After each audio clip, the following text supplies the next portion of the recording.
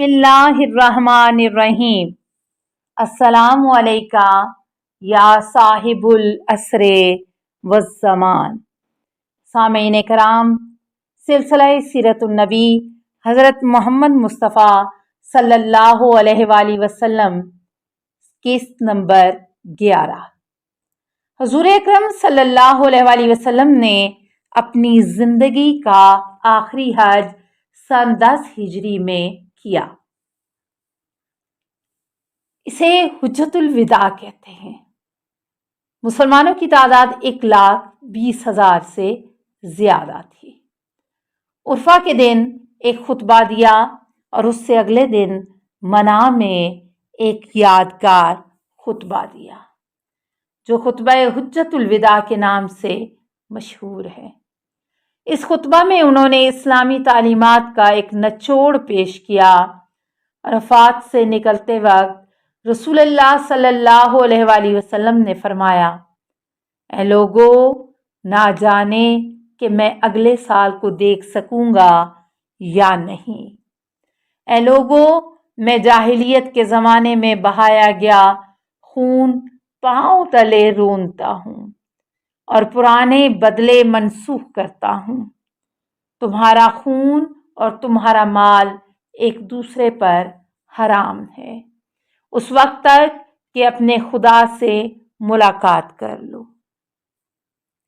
Medina वापस जाते हुए मिस्र, हिजाज और इराक के रास्तों की जुदा होने के मकाम जुफ़ा पर गदीर खुम पर भी एक खुतबा दिया, जो खुतबा-ए गदीर कहलाता है।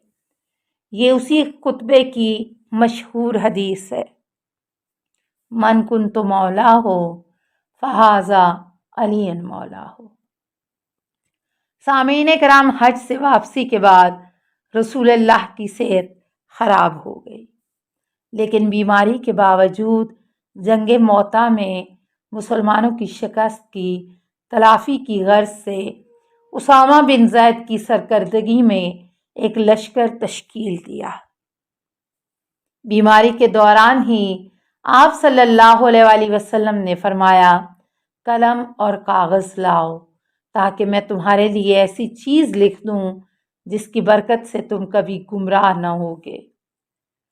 हाजरीन में से बाज़ ने कहा, बीमारी ने पैगंबर पर गलबा कर लिया है, जिसकी वजह से वो हज़यान कह रहे हैं। हमारे पास कुरान है और वो ही हमारे लिए काफ़ी है। इस वाक़ये को हदीसे करतास कहा जाता है, जिसकी तफसील बुखारी शरीफ समेत बहुत सी कुतब में मौजूद है।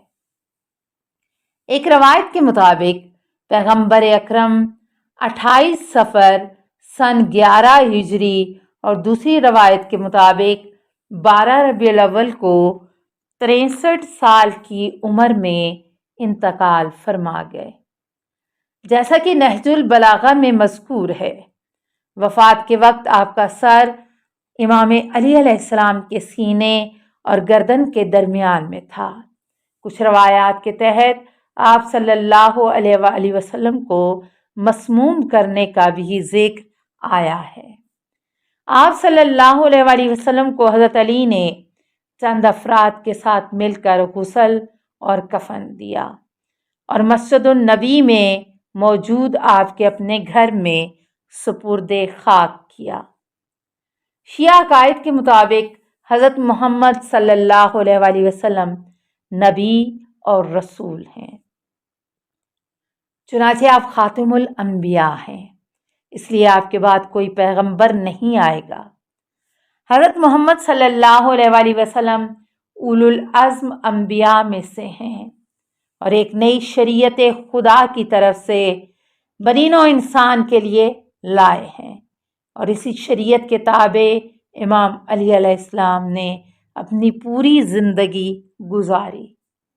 काश हम बता सकें कि जैसी ताज़ीम इमाम अली अलैहिस्सलाम ने रसूलुल्लाह सल्लल्लाहु अलैहि वसल्लम की वैसी किसी ने नहीं की।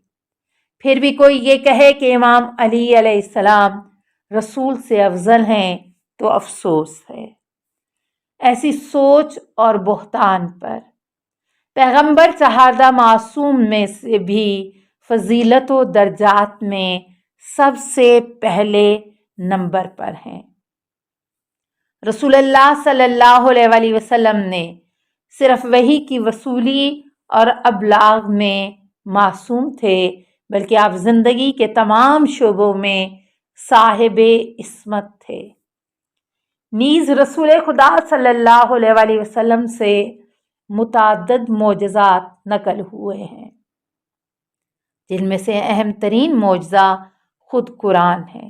سامعین کرام، سلسلہ سیرت النبی میں یہ آخری قسط ہے سیرت النبی کے حوالے سے، تو ہماری دعا ہے رب کریم کی ذات ہمیں رسول اللہ صلی اللہ علیہ وسلم کی ذات کو سمجھنے اور ان کی عملی زندگی پر عمل پیرا ہونے کی توفیق عطا فرمائے، کیونکہ آپ صلی اللہ علیہ وسلم کا ہمارے لیے ہر عمل سنت رسول اللہ کے تحت باعث ثواب ہے۔